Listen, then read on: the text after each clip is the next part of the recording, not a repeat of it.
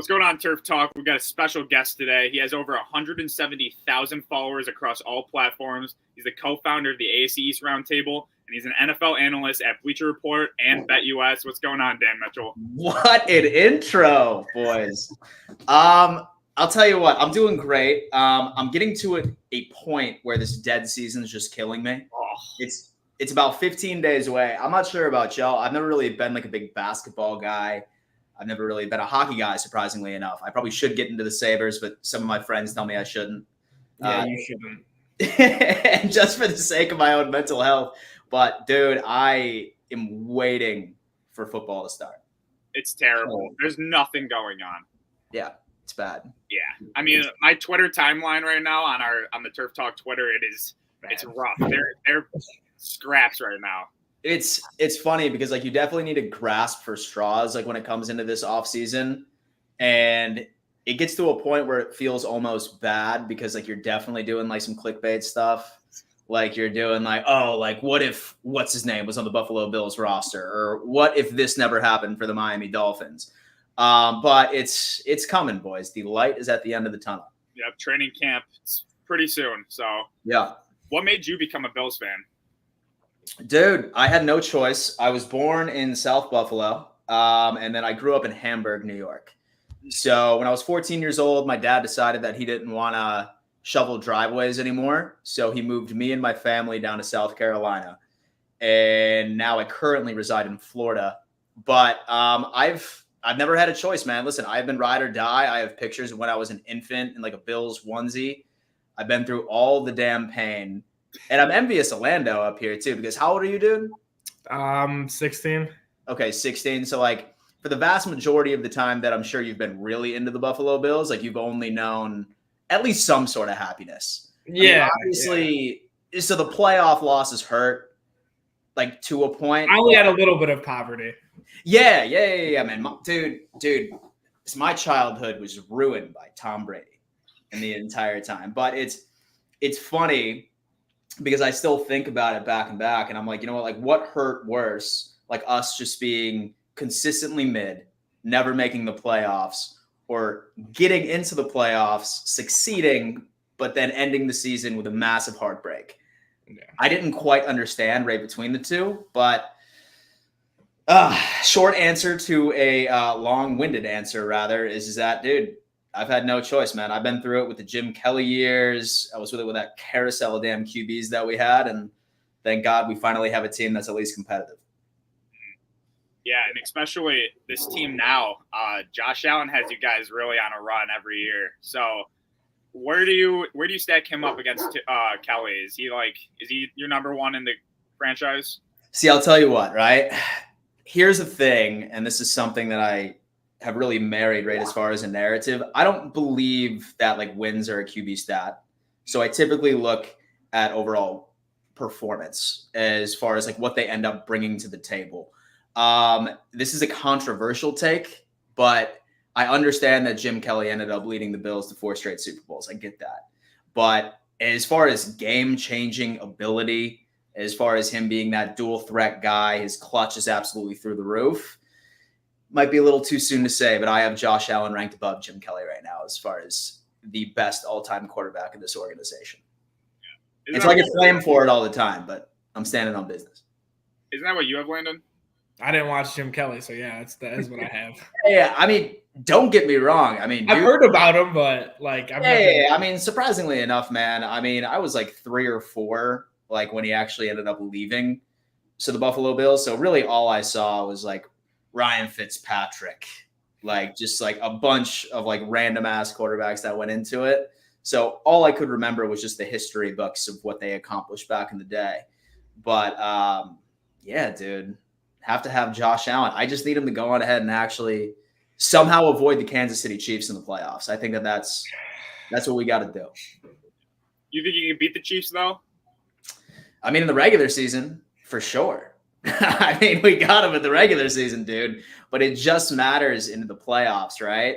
I was joking around and I was saying, you know what? I really hope that this year in the regular season that we lose to Kansas City because it's blow for blow. Like we end up coming out on top and then they do.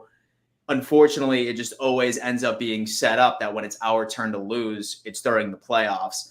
Yeah. I mean, dude, I look at that playoff game, right? And we had the perfect game plan. And it would have worked against any other team in the NFL. I am absolutely convinced. It was pounding the rock. It was controlling time of possession and being as efficient as possible when it came into scoring drives by itself. But it's just damn Patrick Mahomes. And it also didn't help that we had a bunch of fourth-string linebackers out there, and Travis Kelce was just cooking them all damn night. AJ Klein on Travis Kelce? Dude, don't tell me that, man. I pray that our linebackers stay relatively healthy. Hey, well, Kelce shouldn't have scored 2 touchdowns. His knee was actually down on that one screen pass. They still would have scored, but the linebackers some credit. Dude, I still have PTSD from that game. I was there, so I You were there? Yeah, on crutches too, which makes it crutches, yeah. Dude. Insult to injury. Yeah. Insult to injury at the end of the day, man. It was rough. I mean, I had a lot of confidence going into it, but anytime that team comes up, it's difficult. And it's frustrating too, because it's not like that they have a bunch of star-studded power in the wide receiver position. So I don't know, man. It's rough, but I mean, really when it comes down to it, it's injuries are definitely a part of the game, and you just need to be able to find a way to win. And unfortunately, we end up getting sent home for the 3rd time straight when it comes to the Kansas City Chiefs, and it's frustrating. Yeah. As an outsider looking in, it kind of looks like the Bills are kind of doing the same thing where they don't have like a real number one. Do you think that that's what they're doing, like trying to do the Chiefs motto or not really have one receiver, but just let your quarterback do special things? Yeah, man, most definitely. I mean, like you look at a couple of different teams, it's not only the Chiefs, it's the Packers as well. Because like it's what I always say, like just like some random on the street. I'm like, name all 3 of the wide receivers over on the Green Bay Packers. Not many people can do it, right? Like not many people can really list them off immediately because they are that wide receiver 2 and that or a collection of wide receiver 2s and 3s. I was not as concerned when Diggs and Gabe Davis ended up leaving for, number one, Joe Brady phased both of them out the second that he took over as offensive coordinator. Targets went down significantly, as far as catches went down significantly. And what he focused on was a lot of Shakir, Dalton Kincaid, 2 of which that I have high confidence that they are about to be focal points as far as the passing offense is concerned, and running the football with James Cook. Now we add Ray Davis going into it. So we've switched identities. And what's frustrating is that I talk to a lot of people and they act like this whole new Bills offense in 2024 is going to be brand new. And people are salivating. Be like, oh my God, the Bills without Diggs, the Bills without Gabe Davis, what are they going to look like? You saw it already. The second that Joe Brady ended up taking over, that's exactly what our offense is going to look like. And a lot of people also say, they're just like, I feel like y'all just have a bunch of slot guys, all right? Like you don't truly have a wide receiver 1.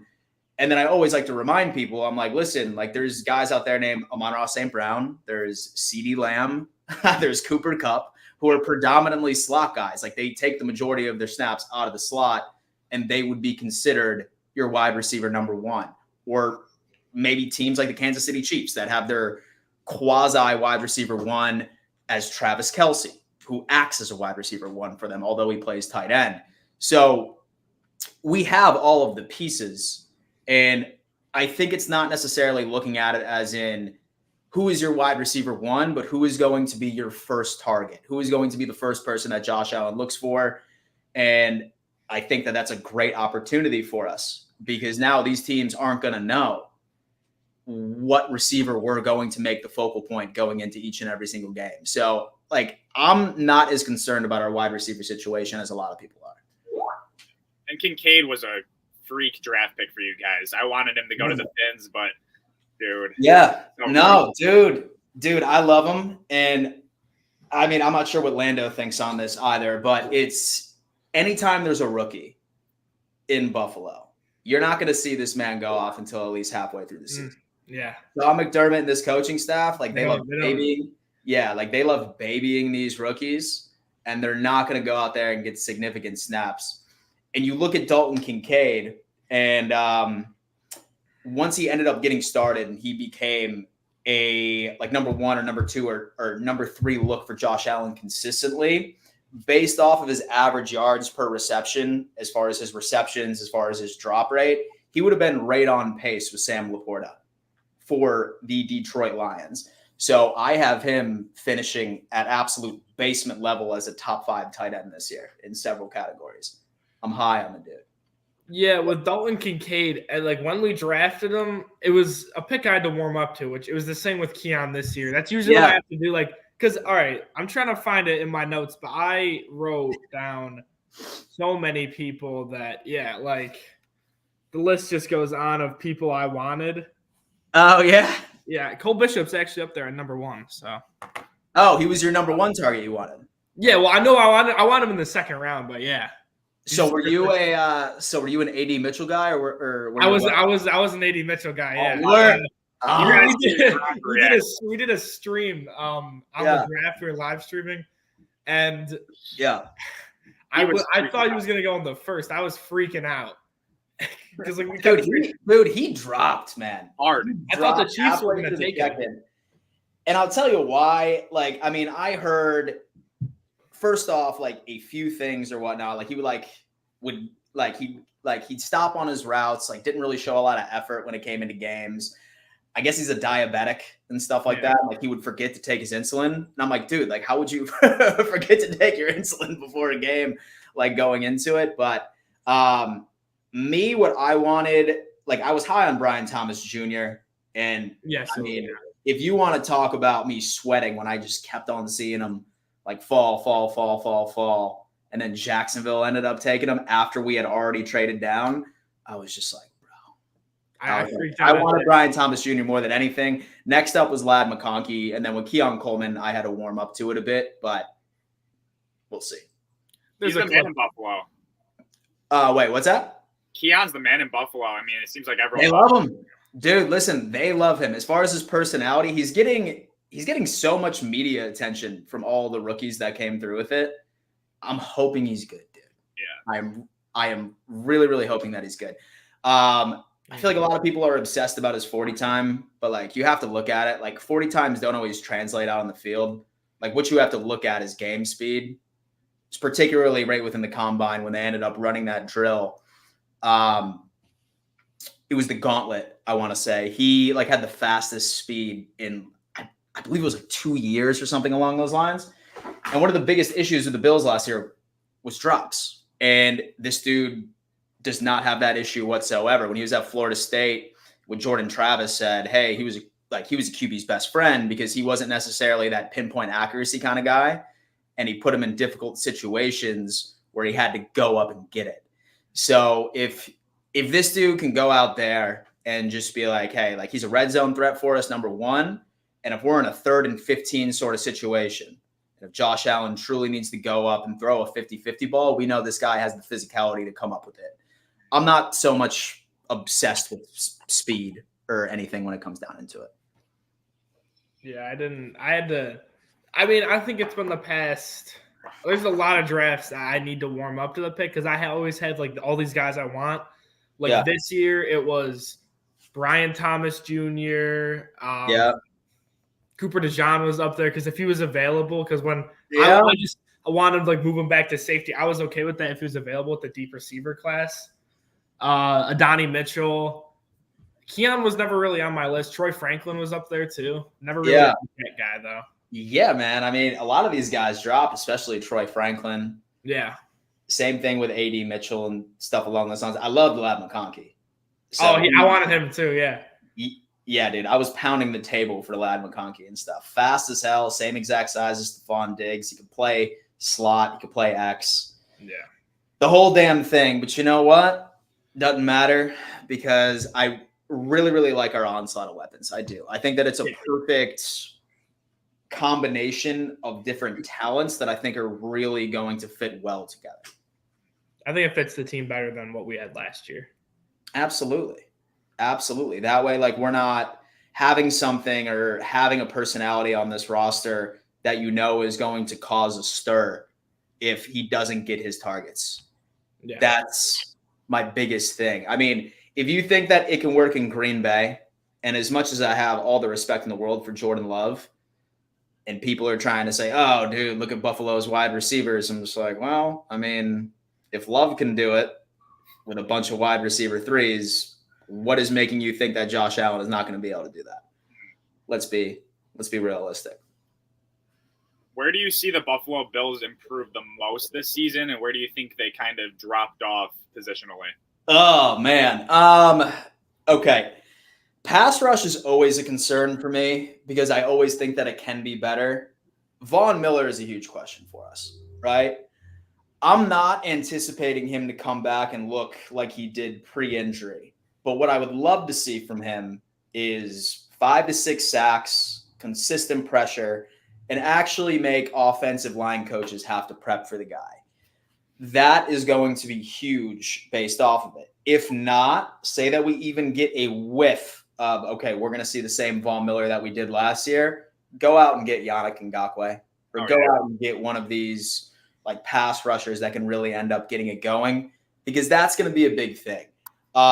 Defense, surprisingly enough, I'm really not so much concerned, to be honest with you. I think that the safety position is becoming the new running back position within the NFL. It's not nearly as important as it used to be. As long as you have a solid pass rush, solid coverage linebackers, solid DBs, which we do, as long as defensive coordinators just run 2 high safety sets, then you're going to be completely fine.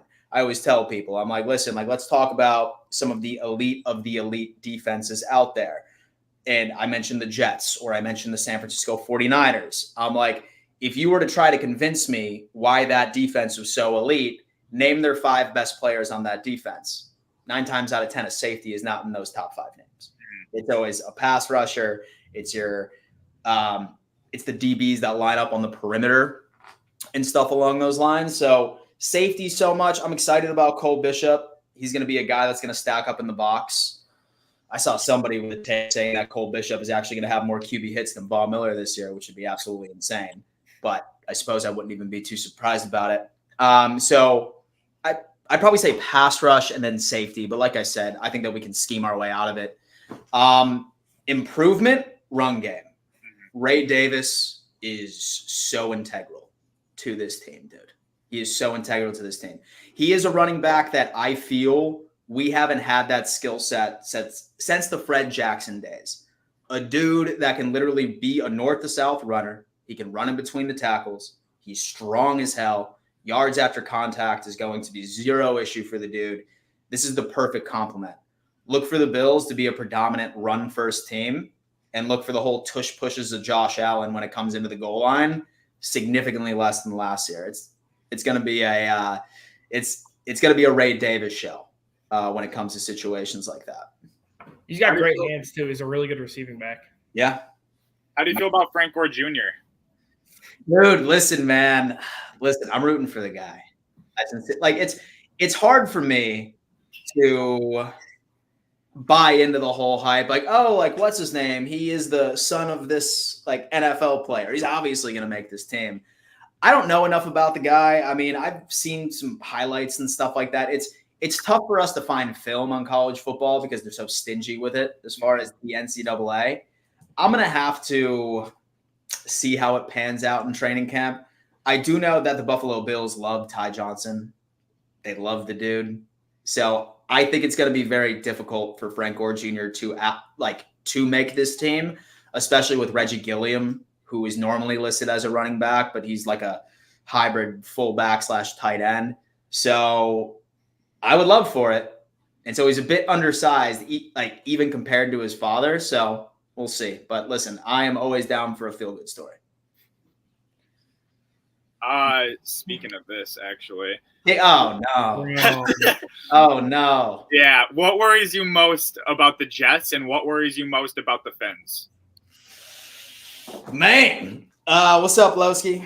How's life, man? Following me. He's trying to terrorize me no matter where I go. What's up, Lowski? How you doing? The Buffalo Jills? Wasn't that those were the cheerleaders back in the day? Yeah, bring them back, man. Bring them back. Where the hell they been? Okay, so the Jets starting off, man, anybody watching this that wants to say, oh, the Jets are the Jets, right? Like they are going to find a way to jet. I think that's probably one of like the scariest things that you could do. This team is so damn good defensively.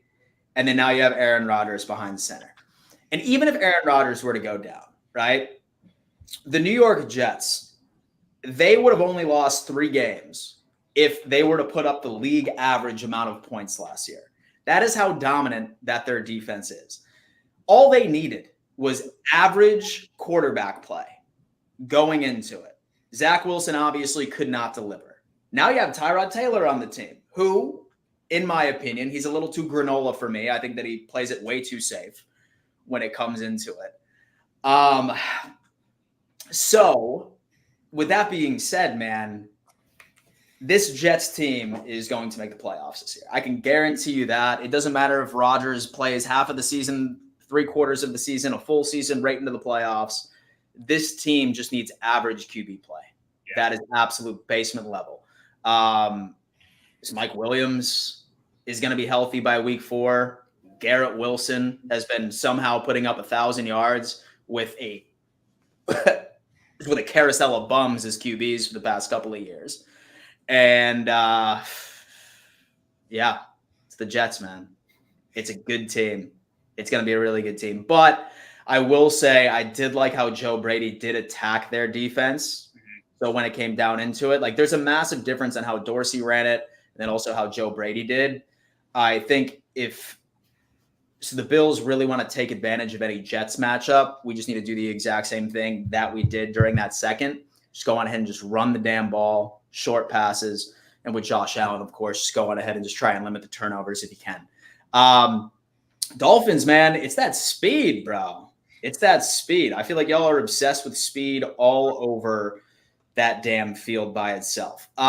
One thing that might concern me, I know that I was just trashing the safety position for quite a bit, but I feel like for any team that I need to worry about our safety play would have to be against the Miami Dolphins, because I love Rasul Douglas. I love Benford, but those are predominantly zone corners by itself. So if you're stacking up Jalen Waddle and Tyreek Hill against Rasul Douglas and Christian Benford, 9 times out of 10, I'm not going to bet on either of those two to win in a race. Yep. So now it's going to have to come down to our safeties. Are they going to be able to make a play if Tua ends up going deep on top of that? So I feel like this entire division is going to be wildly competitive, and don't sleep on the Patriots. I'm not saying that they are going to make the playoffs or that they are going to win 10 or 11 games, but that defense is nice.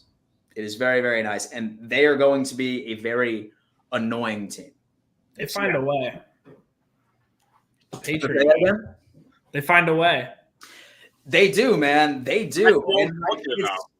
And so their pass rush is insane. You have Christian Gonzalez, who was like one of the highest rated DBs last year prior to getting injured by itself. They have great safeties in Kyle Duggar, who I wanted on the Bills back. Like right. I wanted him to. Dude, I wanted that guy in our backfield so bad. And then scary ass pass rush. And I mean, even with Jacoby Brissett, like we can laugh, but he's a serviceable backup QB. I have a feeling that Brissett's going to start at least halfway through the season, and then they'll bring Drake Maye in, depending on how the Pats do. But I think this entire division is definitely going to be cutthroat this year. Yeah, and how do you feel about Drake Maye? Here's the thing about Drake Maye, right? I feel like Drake Maye. So I feel like he is a Josh Allen carbon copy out of college. And I'm not saying that as a good thing. Josh Allen was able to be a paradox. He was probably the first quarterback in history, maybe ever, will never happen again, that would be able to improve on several categories, as far as his throwing motion, as far as his accuracy. What Josh Allen was able to do to further develop when he already made the highest level is absolutely unheard of. I don't know if Drake Maye can do it. I really, really don't. He has the exact same scouting report that Josh Allen had out of college, And the fact that Josh was able to actually improve on those metrics was completely unheard of from the first place. So I'm going to have to see it, right, to believe it. He's super erratic. He's ballsy. I mean, he'll throw like a missile downfield and, like the double and triple coverage and hope for the best. I just don't know how he's going to translate. If I'm the Pats, I keep him away from the field as long as humanly possible so that he can get a good understanding of the speed of the NFL, learn from Brissett, and don't even throw him out there until year 2 of his career. Yeah, that's something I wish a lot of NFL teams would do rather than throwing a rookie out into the wolves, because 9 times out of 10 it just doesn't work. And it usually does work when you hold him till year 2, because the Packers do it. I mean, Jordan did it until year 3. Mahomes, dude, it's wild, right? Because I feel like a lot of fan bases assume when you draft a rookie quarterback that you're going to go out there and you're going to see a CJ Stroud season. Everybody thinks that, but that right there was another anomaly where he just went out there and he adjusted immediately. He looked like a pro. I really wish teams would do that, man. There's so many names out there that we're stuck with the what if. What if this guy actually, sat behind a decent quarterback for a couple of years, learned the speed of the game, got his reps in at practice, and maybe we could have had a hell of a lot of a different story for Sam Darnold, for example. Maybe we would have had a different story with Josh Rosen. Probably not. But I'm just saying it's something I wish that this league would do, because I see so many QBs that just 1 year of them playing like a rookie, they automatically go back to the drafting board after the fact. So I don't know.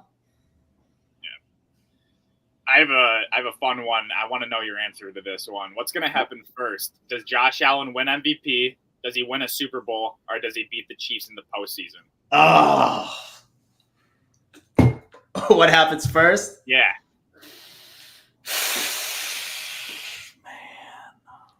Man. So what I think happens first is that he wins MVP.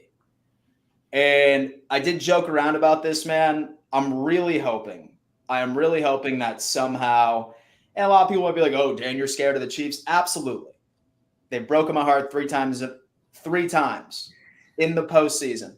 I'm hoping somehow that the New York Jets play them first and the Jets beat them in the playoffs, and then we host them at Highmark for the AFC Championship, and then we go to the Super Bowl. I would love for that to happen.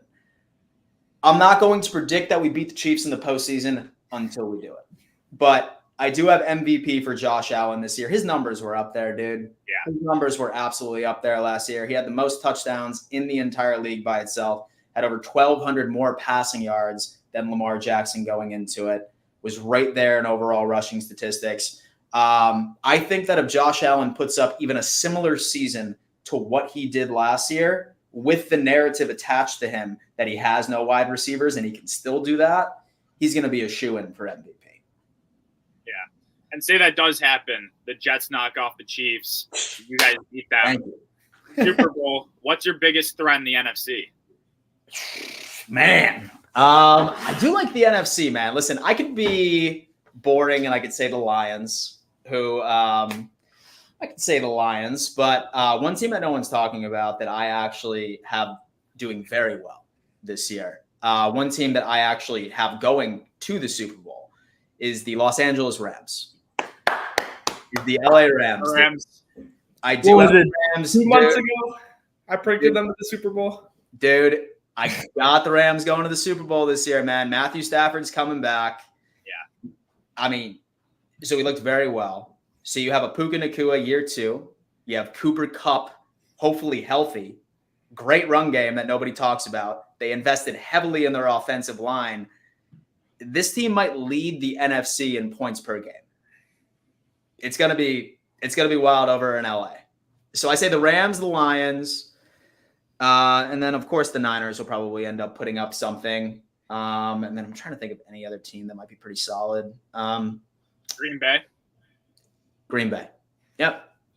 Most definitely. Green Bay's a little scary. I mean, Jordan Love going in the year 2. The way that he improved from week 1 to week 17 was insane. Dude, it's It's wild, right? Because I remember watching the first half of the season with the guy, and I was just like, oh, shit. So the Packers need to go back to the drawing board next year. But he turned it on. Yeah. He turned it on. I really think that it just had to do with him getting like some solid chemistry with his wide receivers and actual game time for him to figure out. I'm not so much like really impressed with their with their acquisition of Josh Jacobs. Like with that, for me, felt like a lateral move. I was like, you're literally replacing somebody who has the exact same skill set. He's going to be putting up the exact same numbers as what Aaron Jones was doing for you. But LaFleur is a hell of a coach, right? And I really think that they're definitely going to be within the conversation. I do think the Bears are going to do pretty well this year too. I wouldn't be surprised if out of any division within the NFC, if there's 3 teams that make it, it's going to be from the North. Yeah. Landon, what do you think about that, Josh? I was about to start hyping up Josh Jacobs. Oh, were you? Oh, I'm a big Josh Jacobs fan. Are you? Yeah. I mean, so here's the one thing. year. Yeah, most definitely. I mean, you know what, dude? Like, I think, and maybe I'm just sort of like married right so to the idea that like he struggled like a tad last year when it came into Las Vegas. So by itself, maybe he bounces back because that Green Bay offensive line is certainly ideal, especially when it comes into run blocking. Yeah, I don't know. Here's what I'm going to tell you about last year, Josh Jacobs. A lot of injuries, which has been a big problem in his career. If he can really like just nail down the injuries, he'll be good. Yeah. Obviously, he averaged 3.5 yards per carry. That's not good. But at the same point, you saw it with that Josh McDaniels offense, how bad that offense was ran. Yeah. I mean, they were barely getting the ball to Devontae. I mean, the run plays for Josh just weren't it. Yeah. And even when Josh Jacobs wasn't playing, there was no run game to begin with. That offense was not built for a running back to succeed in, which I think they're kind of trying to play off that again. They're going to go for more pass heavy with the running backs they have now with Madison and Zamir White. Yeah. So I think that Josh really did need a fresh start, and I think Green Bay is a great place for him to do it in. So you're saying that he's a target for fantasy football is what you're saying? Oh, hell yeah. So he's going to end up on Lando's fantasy football team this year, folks. He ends up on my fantasy team every year. He's on your fantasy team every year, man. Respect. Yeah. I get it. What do you think about Zeke? So, I mean, I don't know if you know this. He had 53 receptions last year on the Patriots. A pretty underrated season. Yeah. Oh, man. I'll tell you what, dude. He's getting up there in age. I do like the fact that he was utilized a tad more in the overall pass game. I just don't know, man. I mean, it's funny when it comes into shelf life of running backs. And I feel like everybody is really concerned about Dallas's run game, where it's just going to have to be a Dak Prescott like hero sort of year. I'm interested to see, but like I definitely don't see him being in the top 10 of any specific category. Yeah. I could be wrong by itself, but I think that a run game over in Dallas is very interesting. That whole thing over in Dallas is just wild because they are in a terrible situation. They have Dak Prescott, who's eating up like $50 million worth of their cap right now. So that tells you that Jerry Jones wants nothing to do with him. Otherwise, he would have extended him and saved some money, and maybe they would have brought in some more free agency help. So they have a QB that is a free agent next year. You have CeeDee Lamb, who has already said that he's planning on holding out in training camp until he ends up getting a deal. And you have Micah Parsons as well, who is going to be coming up on a deal by itself. So I have no idea what Dallas is planning on doing as far as how they want to set their priorities. If I'm a gambling man, my thought process is that they will re-sign CeeDee Lamb, they will re-sign Micah Parsons, but Dak Prescott is going to hit free agency next year, and they're going to roll with Trey Lance. That's what I said on Twitter, and I was getting so much hate for it. They're like, it's so hard to find a franchise quarterback. They don't want Dak Prescott. They could save money right now by signing him. Look, man, obviously you're going to get some trolls when it comes into it because, that's part of the game, number one. And so it's part of the game, number one. And then number two, I feel like people only get up in arms about certain things when like a small piece of them thinks it's true. And it's the writing's on the wall, dude. Like, you know that Jerry Jones loves to win. Loves to win. He puts all this money into these new facilities outside of Dallas going into it. And he sees the same story every year. Exact same story. Dallas Cowboys dominating in the regular season, but they get pounced in the wild card with a heartbreaking lay an egg sort of performance going into it. I think Trey Lance makes sense, man. I mean, anybody that says, he sucks. I mean, how many starts have we seen from this guy? 5? 6? Maybe. He was raw going into it. I'm not saying that they would have that as their only option. I would still see the Dallas Cowboys going for a quarterback in the first round, maybe the second next year as well, for an insurance policy. But that's something fishy is going on in Dallas. And if I'm a GM, I'm sorry, but I'm keeping CeeDee Lamb and I'm keeping Micah Parsons way before I keep Dak Prescott. They're generational. Absolutely. Yeah. And so I'm sorry, Dallas Cowboys fans, but it's the days of Dak are over. Hear me out. I'm a huge Trey Lance guy. He was like one of my favorite draft prospects ever. He reminds me of Josh Allen kind of too, with the scramble ability and his big arm. But I think he can actually, if he gets a chance, you gotta let it. Dude, I don't know. It hurts me. It hurts me so bad what the Niners did to him. They didn't even give him a year. See, I'll tell you what, man. Here's the thing. I think that if Trey Lance can go out there, and if he has like a solid preseason, and so we see like some flashes for the first couple of games, that's when Jerry Jones makes his decision. If Trey Lance goes out there and runs with the ones for the first week of the preseason and into the second, right before Dak ends up doing it, I promise you that's when Jerry Jones makes his decision. He's just like, all right, Dak, one last shot. It wouldn't even matter if Dallas were to win a Super Bowl next year. I am still convinced that he's ready to move on from Dak Prescott. Really? Yeah.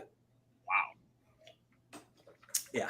I think Dak is, unfortunately, if the Dolphins somehow don't get to his contract situated, he's probably going to be the guy that we end up trying to sign, which how do you feel about that? It worries me personally. You're not a Tua guy? No, I am a Tua guy. I think we need to get him a contract. I think we need to get it before the season because Jordan Love needs a deal.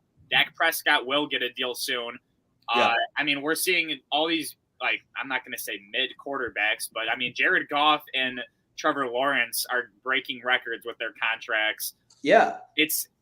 Tua says the market's the market, but it's just not it. I think if we could get him for like $50 million, look at it. Allen's making 45. Mahomes is making 50. I mean, I think put him in there with that company, be like, all right, you want to see the market's the market, but if you want to see the winning quarterbacks, look at what's actually happening. They don't have these record-breaking deals. Yeah. So I don't know. So here's the deal. Like, as far as these record-breaking deals, they last for a year. Right? Like when Josh Allen signed his, I'm pretty sure he was the highest paid quarterback for like 5 seconds until the next guy ended up getting paid. And he got his record-breaking deal going into it. So I'm not necessarily always afraid to pay a QB a significant contract because the league cap space is going to increase year after year. Yeah. So it's typically not crazy, but if I'm Tua, I probably wouldn't be nickel and diming right now. I would probably take because from reports of what I am hearing, they have him right around that mark as far as your average annual salary is concerned. But his issue is guarantees. Right? Because when you see average annual value, it's very misleading because what they do is that they take that overall thing, like with Trevor Lawrence had a $220 million contract, right? And that's how they calculate the average annual value of his salary. But the thing is that only $100 million of that is truly guaranteed, meaning that he is receiving that money, no ifs, ands, or buts. All of the other dollar figures go into certain metrics that need to be hit, right? So you need to be on the roster, which is normally pretty easy. But say, for example, that they decide that Trevor is a bust 3 years within his contract and they have an out, then he's not seeing any of that cash whatsoever. So that's why I hate the whole like average annual like value like rate of that contract, because it's super misleading. Yeah. If I'm Tua, I'm gonna look back and I'm gonna say, okay, I do have an injury history. So how about I go on ahead and I settle for 45. I settle for $46 million average annual value. Let me make sure that my guarantees are close to about like 100, 110, something along those lines, 90, and go from there. Because when you pay a quarterback, right, you have to understand that like it's going to be very difficult for you to build a super team around that specific quarterback for the remainder of his career. The perfect example is Patrick Mahomes and Josh Allen. Who do they have as far as weapons right now? Because they decided to pay for the quarterback. And my only worry is that if Tua can't get it done with Tyreek Hill, Jalen Waddle, and like all of those speedsters going into it, once his contract does hit, he's getting all that money and he eats up all of that cap. That sort of roster is not going to be able to be built around him financially. So I would just say, I'll go on ahead and I'll bite the bullet. I'll take 46 AAV, just guarantee that cash for me up front, and we're good. And I'd love that. I mean, my ideal contract would be around 45 mil. But the thing with him is he wants like close to more close to guaranteed money than not. And the thing is, if you're having like a $250 million deal, he wants a long-term deal. You can't have that much guarantees because of the injury. Number one, I mean, that's number one. He's had one healthy season in 4 years. That's very concerning. But he did end up staying healthy last year and going into the postseason. He hasn't gotten a postseason win. So, I mean, right there, that's a little concerning. You have, well, he has one playoff appearance, and it was in negative 30-degree wind chills, but still, you haven't won in the postseason. And no one really knows what he can do. I mean, in Mike McDaniel's system, he has flourished. I mean, he's really shown up and surprised and proved everyone wrong. But it really does worry me in the fact that, like, what if he ends up getting this gigantic contract and he's just another guy that, like... And so you see the same thing over and over again. And I, as a Dolphins fan, I heard you guys talking about it earlier. We've had so many quarterbacks since Marino. We've had, I think, 25 different starting quarterbacks in like 25 years. It's bad. So I just hope that Tua is our guy. I love Tua. I've been a Tua guy since before. I wanted to tank for Tua in 2019. Yeah. And when he got hurt and he wasn't the number one overall pick anymore, I was happy we got him over Herbert. I still would take him over Herbert, even though Herbert's had a better career as of now. I think Tua's ceiling could be higher, in my opinion. It's hard to say with these young guys, but I'm very excited for the future of the Miami Dolphins. I think Tua needs a contract before the season, though. See, it's funny because on Twitter and stuff like that, obviously it's Dolphins and Bills are always going at each other's throats, but I just learned of the beef that Dolphins and Chargers fans have. Yeah. I regularly see exchanges of y'all just roasting each other about Herbert v. Tua sort of situation. It's wild. It's kind of like what Bills and Ravens fans have with Lamar and Allen, but it's worse because it's number 5 and number 6. So it's like right there. Got it. So I don't know. I get in a couple pretty bad arguments on Twitter where we'll get a lot of impressions, but it doesn't look very good for the brand. Dude, I'll be honest with you, man. Sometimes so nice little hack and stuff that I typically do on Twitter is that, say, for example, that I know like I'm going to post a super controversial tweet, stuff like that. I just mute responses. So, for example, like I posted a video that I would rather take George Kittle over Travis Kelce. And I knew that I was going to get flamed by Chiefs fans. You know what I did? I just muted the whole thing. 500,000 impressions, have no idea what they're saying. I love it. My mental is safe. Look at that. Honestly, I think me and Landon both agree. I'd take Kelce. Or I'd take Kittle. Kelce's an older. I love pure tight ends. I really do. He's a blocker. I love pure tight ends. Look, you know what, dude? Like people we're trying to act like I'm hating on Travis Kelce. He's probably going to go down as the greatest to do it. All right? It's true, right? Like he is a receiving threat like no other. It is what it is. But my only argument is that if you look at the tight end position what it calls for have to be a receiving threat and have to be absolutely incredible in pass blocking and run blocking. Kittle is the dude. He's elite in all of those categories, where Travis Kelce is super elite in receiving, solid in pass blocking, but when it comes into run blocking, that's where there's a massive gap between the two. So I'm just saying that there is a slight gap, and I would take George Kittle as the overall better tight end. I don't know. When I look at tight ends, I look for like Gronkowski, in my opinion, is like the best tight end, and he's the most pure tight end. So whoever's the most like Gronk, and that's Kittle. I mean, Kittle blocks, he'll go truck you, and then he'll go catch a 50-yard touchdown pass. Yeah. So it's my favorite. That's my favorite tight end in the league right now. Him and Kincaid, actually. Dalton Kincaid, baby. Yeah. Except for he can't block for shit. But that's all right, though. That's the problem. Like with the NFL now, you're going to see less Kittle-type tight ends. I feel like they get developed now, like the Laportas and the Kincaids. Yeah. They're all smaller. Yeah. And they're just receiving threats. They're like Kelce. And so, I mean, like, even with Dawson Knox, bro, like I remember his rookie season, like, he caught a touchdown pass, and he was just like, yeah. And that was the first touchdown pass I caught since high school. So his entire career, like, dude, like, wasn't in the receiving game at all. It's either you have it or you don't, you know? Yeah. Wow. So how do you feel about Dawson Knox? I like him, dude. Yeah. I do. I think that, all right, here's the thing. I was not a fan of the 12-man sets or the 2 tight end sets out there that Dorsey was trying to, like, shove down our throat, like, all year last year.